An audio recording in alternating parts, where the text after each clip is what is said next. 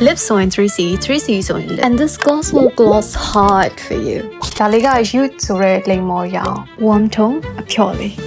Light spring သမားတွေတော့ဆိုရင်ကွက်တီ MLBB ဖြစ်နိုင်တာလေ ဒါလေးလည်းဆုံးတော့ပေါ်ကြတယ်လာရင်နော်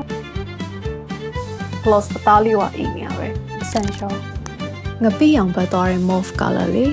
နာမည်တိုင်းမျိုးဆုံးတော့လုံးဝ essential MLBB color တစ်ခုပါ tin gloss မဟုတ်ပဲ gloss ပဲဆိုတာတော့ stain နဲ့နေကြံခဲ့တယ် ပြတ်သွားလို့ရှိရင်တော့နှခမ်းမှာအရောင်လေးနဲ့နေရှိနေပြီလေ weekend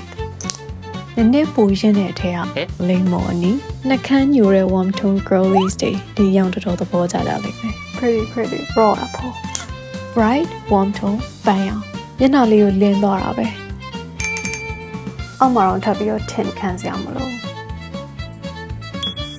ဒီဆိုရဲခုထုံး pink လေး ခုထုံးသမားတွေတော့ထားသွားထားလာဆိုလို့လွယ်တဲ့ပန်းရောင်ဖြော်လေးတော်တော်သဘောကျမိတယ် stock ရှိတတ်တဲ့ပစ္စည်းလေးတွေမှာပဲအားလေးတော်တော်လေးသဘောကျလို့ဒီနေ့ထုတ်လာခဲ့ပါတယ်ဘယ်အောင်လေးသဘောကျကြလဲအားလုံးပဲတစ်ထပ်ပို့ပြီးတော့လာနိုင်ကြပါစေ